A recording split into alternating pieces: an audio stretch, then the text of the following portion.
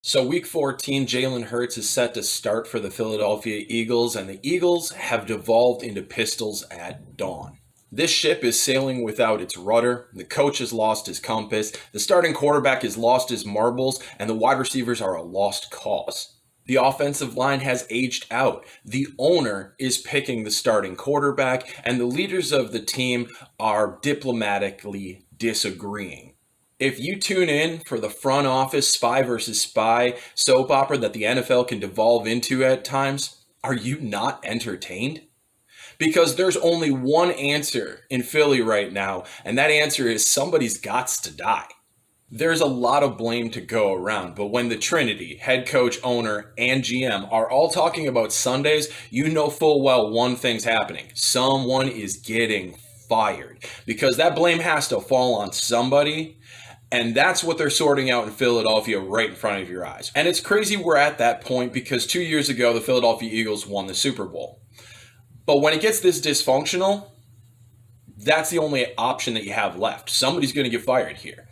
And you can look at the general manager and say, Roseman packed his roster full of aging vets, and now those contracts are still expensive and those players are all declining.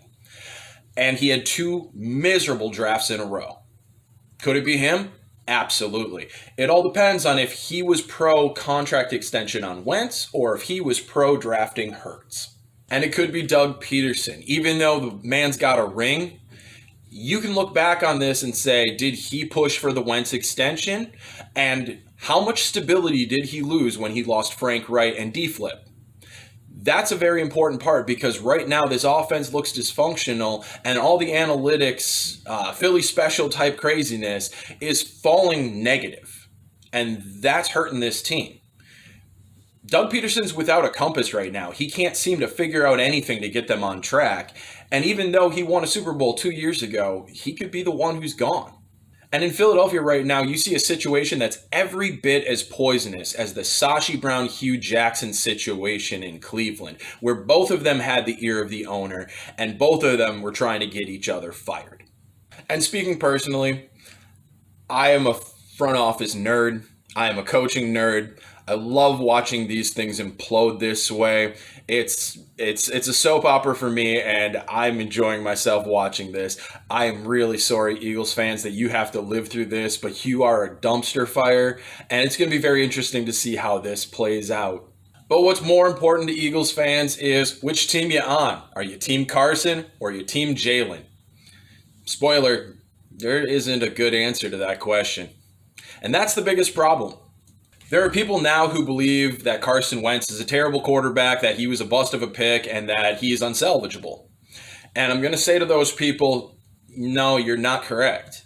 Carson Wentz is still a quality quarterback. The problem is Carson Wentz is playing terribly because Carson Wentz has lost his marbles. And if you want to know what losing your marbles looks like, Baker Mayfield, year 2, lost his marbles as well. Lamar Jackson right now is in between on it. He has kind of gravitated the wrong way. But Carson is gone. He is a sports psychologist needing quarterback right now who probably needs a fresh start somewhere else just to get his head straight. And this has been something that's been happening ever since he blew his knee and the Nick Foles situation happened. Something rattled him. He didn't trust his knee for a while. He didn't trust maybe the team situation with the whole Nick Foles thing. But either way, he's doubting himself. And you can tell this when you watch the game because I believe it was the game before Green Bay where you saw him trying to throw a deep ball and you saw that ball hang and float and drift into where he was throwing it. He's aiming his throws. He's seeing ghosts out there. Everything is a mess. It's like Matt Schaub when he turned into a pick six machine. That's what's going on with him. Now, does that mean he's done for? No, absolutely not. But he needs a reset. He needs something that can help him build his confidence back up. And he needs a change in front of him, or this isn't going to get any better. So is benching him a good idea? Yeah, he's not playing good enough to start. But to bench a quarterback without completely burning the bridge that you have with him, you need a better option behind him, and the Eagles simply don't have that. So this relationship between the Eagles and Carson Wentz is on life support. The bridge is burning. And if they don't fire Peterson, I don't see a way that the Eagles can keep Carson Wentz and rectify this situation. There is one team to look for with the whole Carson Wentz situation, because the cap numbers and everything that are set up are just terrible for it to be a place to move on from Carson Wentz. You can't cut him. You'll absorb $17 million or so in dead cap because of guaranteed base salaries. You have to trade him. But if you're going to trade him, you have to trade him for a ham sandwich, because nobody's going to want to take on a $25 million contract on a quarterback who's broken. Well, except one guy. Because there is one general manager in this league who uses his cap as a weapon. And what you might not know is that this season he's paying $46 million to his quarterbacks. Their names are Phillip Rivers and Jacoby Brissett. Jacoby Brissett cost $22 million against the cap this year. And I will sing the praises of Ballard till the cows come home, but the one situation he has is that I don't trust his evaluation when it comes to quarterbacks. Last year when Andrew Luck retired, he threw money at Brissett and Hoyer to make sure he had something stable. That was a mistake. Ended up averaging $15 million a year on Jacoby Brissett. 22 of it, or 21 and change, came this year. And now he's sitting on quarterbacks that cost him $46 million. Phillip Rivers is on a one-year deal. Now, they could keep Phillip Rivers one more year because they're in a good cap standing, because Ballard, his cap management is the premium. This is what you look for. So Ballard has the cap money and the young roster that he has kept together, that he could afford to keep Phillip Rivers for one more year on the same 25-1 and trade for Carson Wentz and put him on the bench, pat him on the head, and say, it's going to be okay, young man. Bring him back to a comfortable situation with Frank Wright. And if they can get him to agree to remedy down his contract a reasonable amount, just to get out of Philadelphia and to start his career over, then they put themselves in a really good situation of having a quarterback for the next 8 years after Phillip Rivers without using a top draft pick, without using anything but a little bit of money and a little bit of know-how. If the Eagles trade Wentz, they will save about $1 million off of their 2021 payroll. If they cut him, they'll take on $17 additional million. So they have to find a way to get out of this, or they have to stay the course. And if they stay the course, they got to fire their coach. That brings us to Jalen Hurts. I did not have Jalen Hurts as a day one quarterback. I did not have Jalen Hurts as a day two quarterback. And the reason behind this is he simply does not grade highly in nearly any area. Here are the areas where Jalen Hurts grades positively.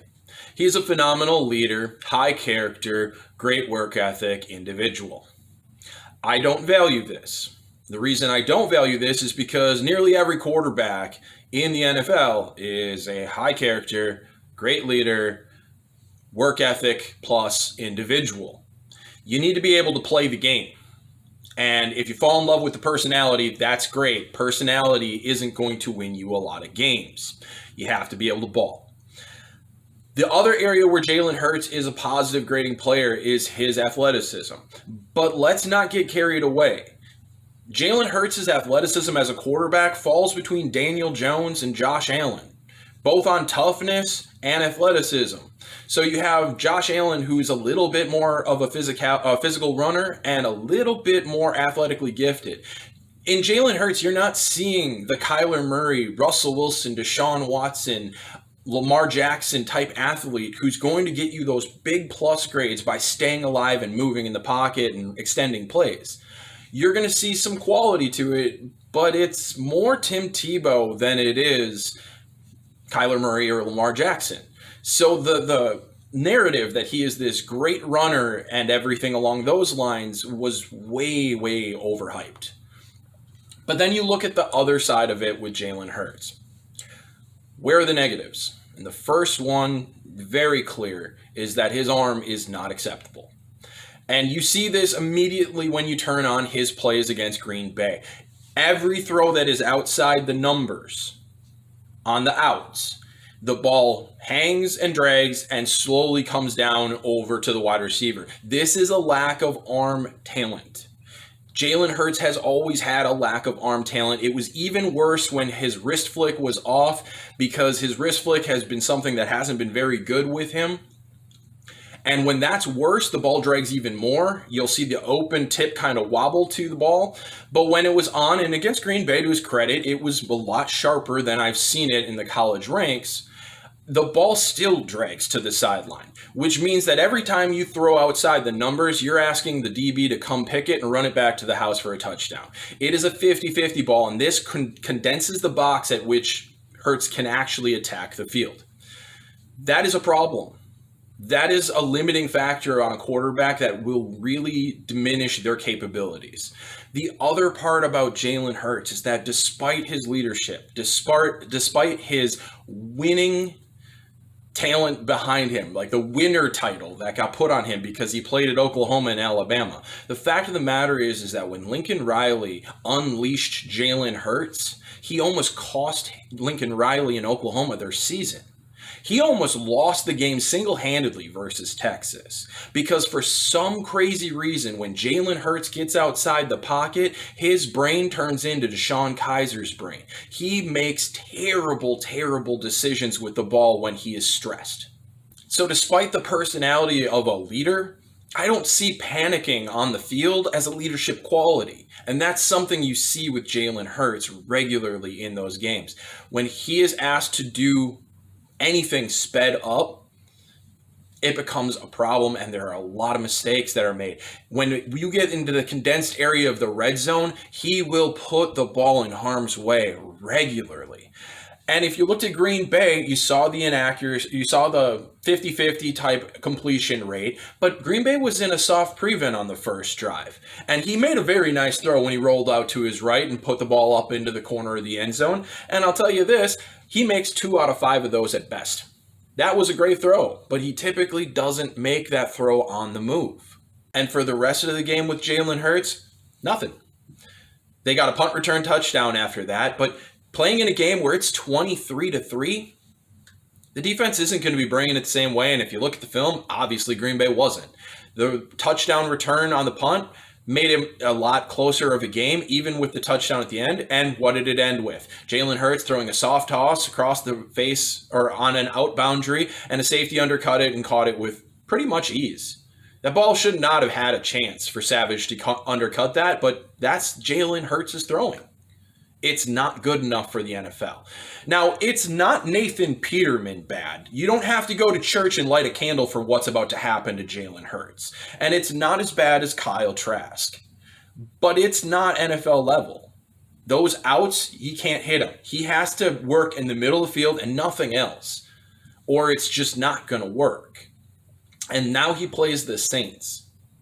This is going to be a bad look. And if this starts poorly, you already have the leaders of the team quietly defending Carson Wentz. But if Hurts comes out there and looks like a rookie and looks like an arm-limited player and makes those rookie mistakes on top of the mistakes that he makes as a normal quarterback when he's adjusted at the college level, this team's going to quit.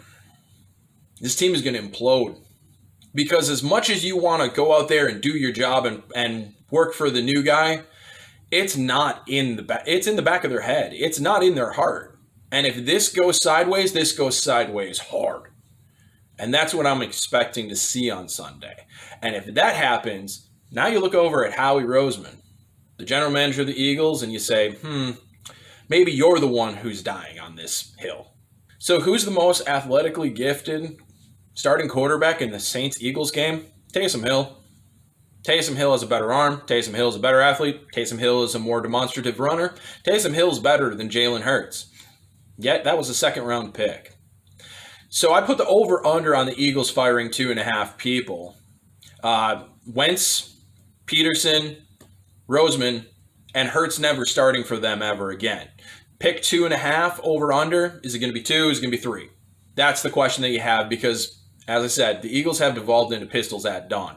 But for the game, Jalen Hurts, prediction, 3 interceptions, 2 touchdowns, 1 to each team.